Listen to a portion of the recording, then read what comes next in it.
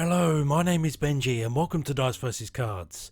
Today we continue our look at Arkham Horror, the card game, and give you the lowdown and the skinny on each of the Investigator classes, detailing what their strengths and weaknesses are and their preferred playstyle. Before we get started though, let's give you a lightning quick primer on the four main characteristics of an Investigator. In other words, what is each skill's primary function? Although you probably already know this, it may help to crystallise in your mind as we go through what each class excels at. So combat is used as the most direct way to damage and kill enemies. Intellect is used as the primary means to gather clues. Willpower is the main way you'll overcome what the encounter deck throws at you. And agility is how you'll duck and dive from enemies, leaving them exhausted in your wake. So while some of these classes will usually have a predilection for a certain skill, each investigator brings their own different slant to their class. With that being said, we're going to kick things off with the Guardians, who generally specialise in combat tests, and as the name suggests, are also going to be fairly tanky and self-sufficient in dealing with enemies, bringing cards that can heal themselves and others, and the ability to taunt enemies off of your fellow investigators. In approximate order, this class prioritises number 1, combat.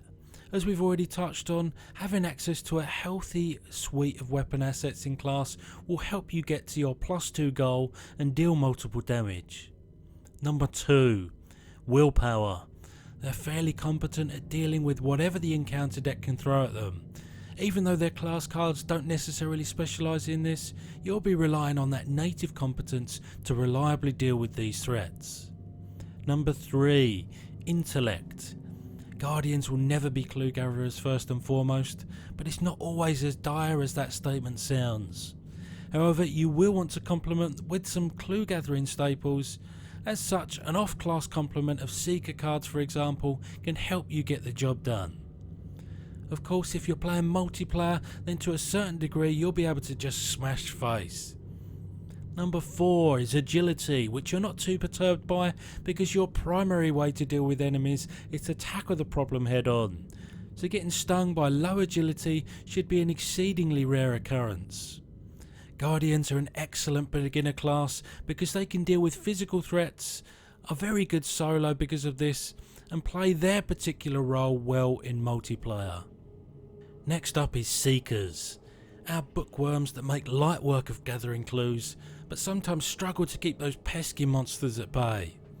As such, they're probably the best support class in the game. They're great at drawing cards and generally have a fair amount of resources available to them. You really will need to tune their decks appropriately though if you want to play solo. But it should be noted some investigators are better at this than others.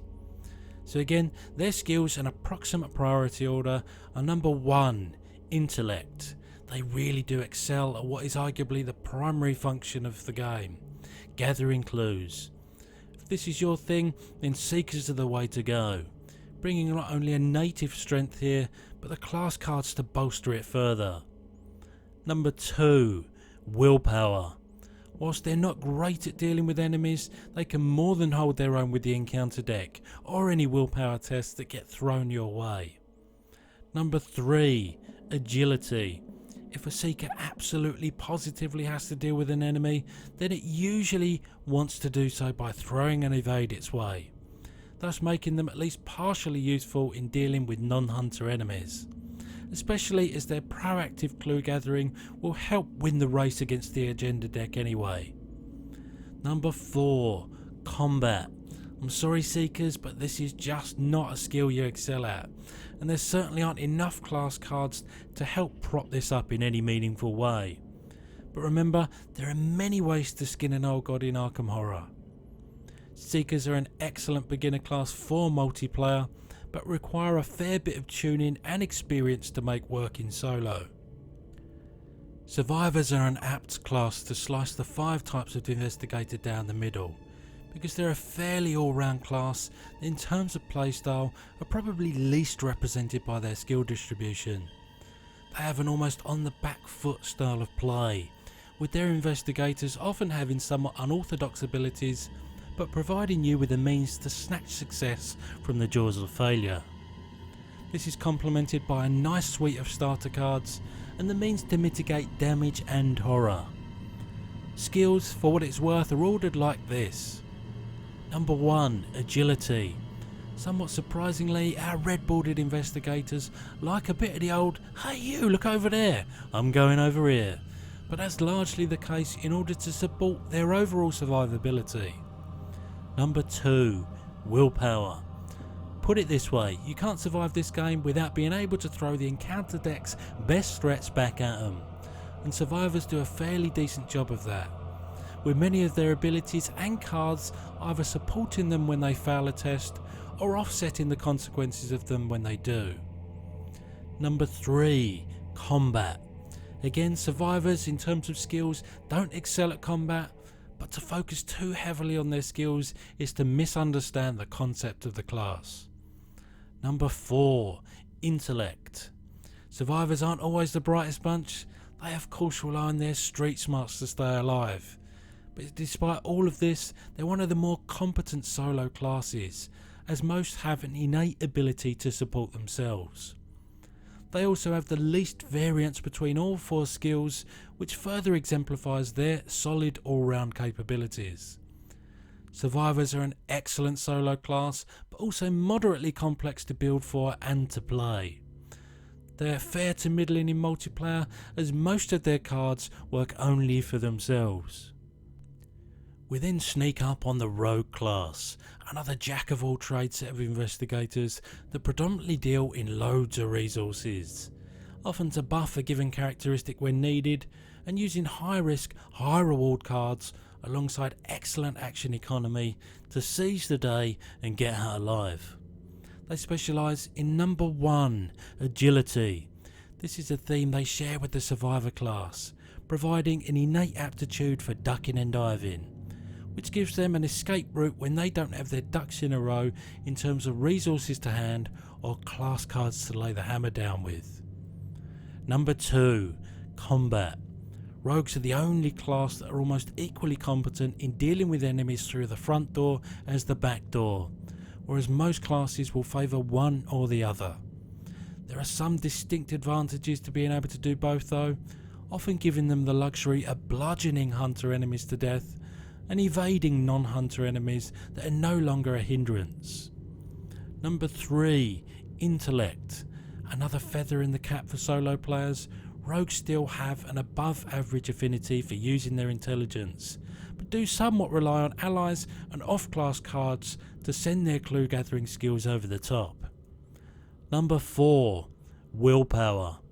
This is really their weak spot. Not quite as bad as Seekers and Combat, but not a million miles off either. Rogues are used to being able to talk or guile their way out of most situations, which doesn't always lend itself to tests of will. As such, you will be somewhat at the mercy of the encounter deck, whether you're playing solo or multiplayer. Rogues are probably an intermediate class to play, often excelling in solo, but relying on you to build your deck and mulligan well in order to get the pieces you need. In multiplayer, they're acceptable, but have a number of cards that can leave other players in the lurch. And finally we get to the Mystic class, purveyors of the arcane and manipulators of the fundamentals of the game. Mystics are unusual in that they're primarily adept at dealing with what the encounter deck has to throw at them, though they must find other less direct ways to deal with enemies and gather clues, using their chaos bag manipulation and powerful yet risky cards that prop up their combat and intellect. Skill priorities for Mystics are number 1, Willpower. Of course it's willpower. If you're staring down the barrel of a particularly nasty encounter, there's no one you'd rather be piloting than a Mystic. Number 2, Intellect. Once they've got the encounter deck covered, they're also more than competent at advancing the act deck, using their wits to get them through the narrative sequence of the game. Number 3, Agility. So if they're forced to deal with enemies, then they prefer somewhat slightly to evade them, which does cause the class to have some issues when not complemented by other players in dealing with hunter enemies. And finally, number 4, Combat. Their lowest average skill is still arguably the strongest of the weakest skills that any of the investigators possess, and so this tells you that they're still capable of doing a job, even if it's not in their favoured skills. When you couple this with the game bending cards they often bring in their deck, there's a lot to like about their style of playing with fire, and having the know-how to balance the risk inherent in a lot of their cards. As such, Mystics can play a part both solo and multiplayer, but they wouldn't be the first investigator class I would pick up to learn. So as we wind our way to the end of this guide, I'll recap on screen those skill priorities for each class. Remember that this approach is a very top level way to look at each of them. You'll find that there are both typical and atypical investigators that break the mould no matter what their coloured border, so do not be afraid to experiment with your chosen avatar. Remember as well to complement these differing playstyles when building a deck with the available neutral and off-class cards. I do hope you're enjoying the Arkham Horror content on the channel. However, that's it from me. I'll see you next time.